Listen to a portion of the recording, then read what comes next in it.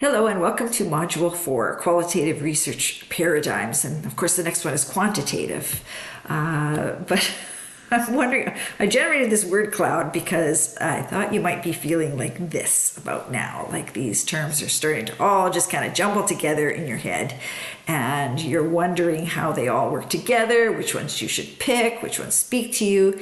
And let me just tell you that you don't have to pick any of them, that you probably will do a qualitative case study. We'll probably call it just that. You don't have to get deep into phenomenology or ethnography. You don't have to do critical theory. We probably are going to consider you as a novice researcher doing a non-thesis degree as a person who will do qualitative or some quantitative research, but that you don't have to define your stance quite as carefully as if you were doing a thesis-based master's or a PhD. So we'll talk more about that in just a minute. So we are working in this module with the qualitative, or sometimes called the interpretive paradigm. We do a lot of interpretive work in this paradigm, and of course you do interpretations in quantitative research as well, but that's very different. And interpretations in qualitative research is often the work. Gathering the data is often fairly easy, and it's the interpretations that's difficult, whereas it's often the opposite with quantitative research. And in fact, the authors of your textbook, Marshall et al., say numbers are numbing. And then later on they quote somebody who says, statistics do not bleed. And then even later on they say, an approximate answer to the right question is better than the exact answer to the wrong question. So you can see here their stance as publishers of a qualitative research textbook, that they feel that the shift towards qualitative research is a good one. And that said, I think those researchers and educational researchers in general all acknowledge that there is a very definite place for quantitative research, and that numbers sometimes can tell an important story, and they're important to have in some contexts for the right questions.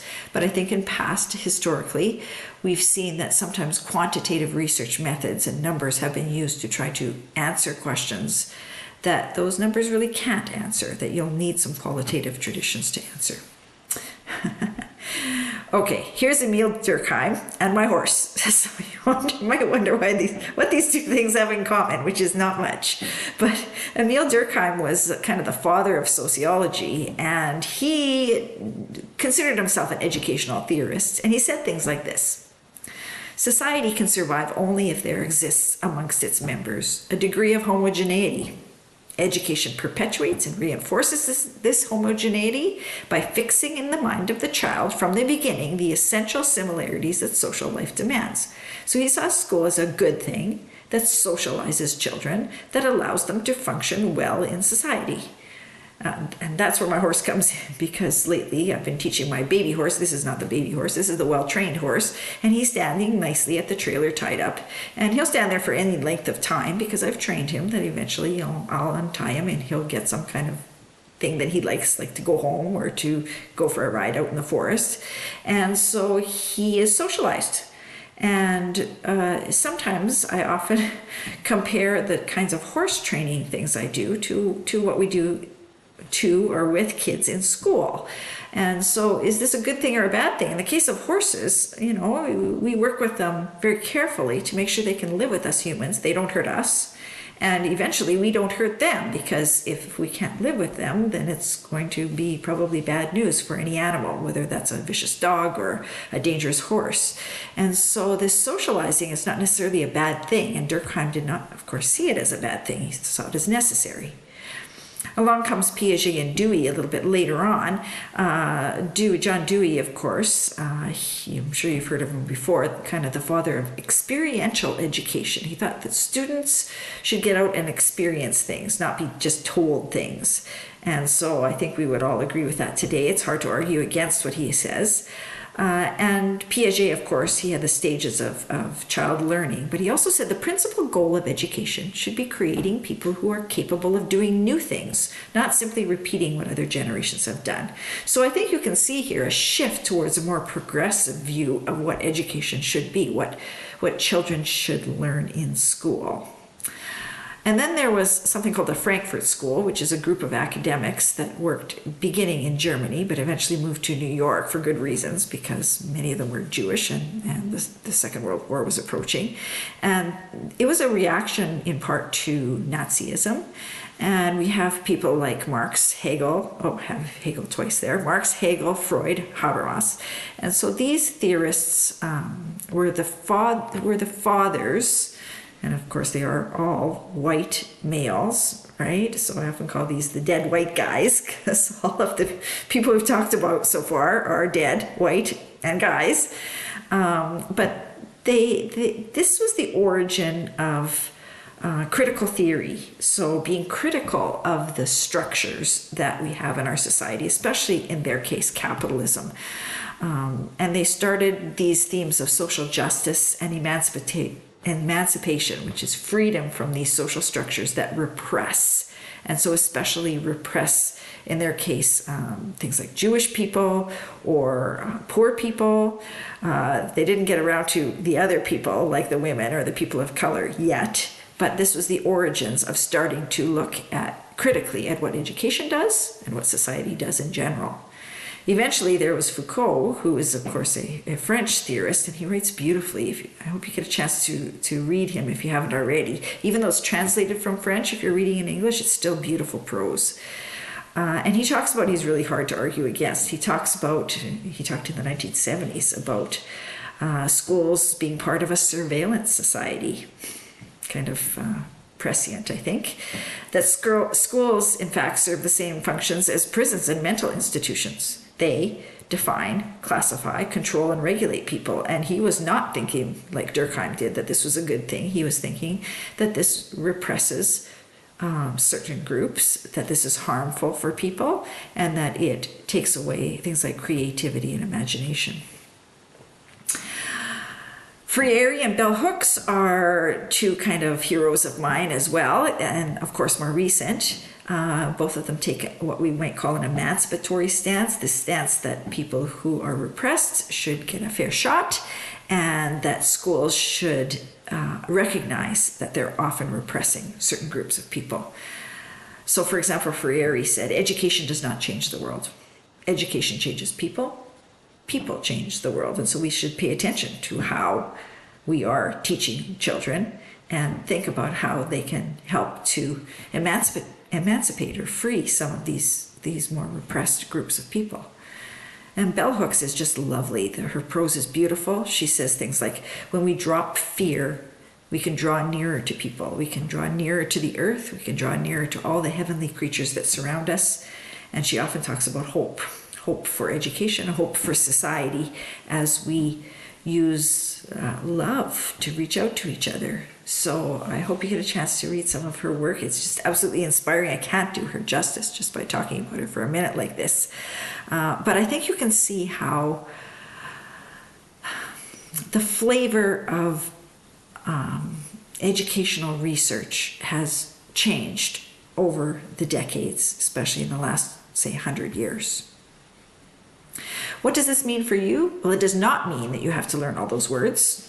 You don't have to know the difference between phenomenology and hermeneutics, for example, or I don't even want to give you any more examples because there's too many words. And you don't have to memorize those researchers or their years or what they said or anything like that, just so that you get a flavor for how these social theorists have influenced the educational environment. And I hope you get a chance to take a social theory course someday, because, it's really kind of mind-blowing to start thinking about some of these things. But they do talk in the textbook about doability, want to do ability, and should do ability. And you're already considering this a little bit in your forum posts. But I would like you to think fairly deeply about those things. We will eventually, and in fact, maybe not even in this course, in future courses, get you to think very hard about the ethics of doing what you're doing and the ethics approvals and what you might have to do to get through those ethics approvals at the different levels. And there might be 3 or 4 different levels you have to get through, including the university, including larger systems, including your school system, including things like principals. And so you have to think about who's going to give you permission to do this and how you're going to gain access to research participants. Of course, you're going to have to want to do it, and that's kind of more important than most people give it credit for, because if it's something that doesn't really speak to you, you might not have the fortitude to keep going when it seems like you've been doing this for a while. And the should-do ability, and I think I've seen so far in this course, in your posts, that you're very much on the way in this direction, that this idea that this research or this work should be for the good, the public good, the good of schools, the good of your students, is important in the consideration of what you do for a research project. Ethics, politics, and power are not ignored. So unlike more of the scientific traditions, we don't pretend that there's no politics at work here, or that there's no power struggles at work here. In fact, we acknowledge them and we use them as part of our theorizing as we work in these systems. They're important to think about as what forces are preventing or making it easier for us to work in these systems. And our own stance. Are you neutral or critical? Do you consider yourself kind of an objective observer, or are you really involved? Is your gaze internal or external? So the fishbowl analogy that some of you have already talked about. Are you in the fishbowl, or are you looking from outside at the fishbowl? Now that doesn't mean that qualitative research is loosey-goosey and you can just say whatever you want, which sometimes, people still say things like that. Well, it's just so loosey-goosey. I don't think you don't learn anything from it. Well, I'm here to say that you do. I did mixed methods for my master's degree. I did both a quantitative study and a qualitative focus group part to my study, and then I triangulated the data and I tried to talk about what the different methods told me in common. And I found very quickly that the quantitative work, which I had spent much more time on than the qualitative work, getting it to go and getting it to work and making my survey and making sure everybody did it and doing all that work, told me something that was interesting. But the qualitative focus groups I did afterwards told me the same things, and they told them to be faster and at a deeper level. I found out not just what was happening, but why. And so I became, at that moment, a real convert, because I thought I was going to learn more from that survey than I was going to learn from those focus groups, and I was so wrong. And so it was really interesting for me to see how kind of reliable, how trustworthy that work can actually be. So we'll ask you to do these things, and we'll walk you through it. Don't worry. At each step of the way, we have it worked out. Trust the process. We'll get you there. The main methods, of course, are participating/observing, and we talked about participant observer and what that is, right? You can be more participant or more observer or somewhere in the middle. Interviews, either individual or focus groups. You can do document analysis. Those are the basic ways of doing this, and in the next couple of modules we'll talk more about methods. And I would just want to say a few things about researcher competence. If this was a PhD, you'd come in, you'd do a couple of years of work. You would have a supervisor. That supervisor would guide you in your work and towards your research question, as you are being guided right now. But you'd have your own supervisor. Then you'd have a committee of 5 professors that also look at your work. Once you've got it to a certain stage, it takes about 2 years. Actually, it takes usually more like 3 or 4 in reality. And then you go to a candidacy exam, and you sit there for 3 hours and you let those 5 professors grill you orally to see if you know enough. And if you pass that, then you go on to do another bunch of work, getting your methods down, your research site, etc., and spend another couple of years gathering data. You spend maybe another couple of years interpreting it. And then you go to defense, which is, again, you sit in front of those 5 professors or different professors and you defend your work. And they kind of try to tear it apart and see if you have any weaknesses. That is not you. You're in a master's degree, and so you don't have to go through all those levels of verification. And so for that reason, you're considered to be a novice researcher. You're considered to be somebody who's learning, and so you won't be doing research that's that involved, that takes that long. And so we'll also ask that research to be pretty low risk, because we know that you're just starting out and that you don't have that level of surveillance, as Foucault would say. And so you'll need to work with us to get towards a research question. My time's up. Thanks.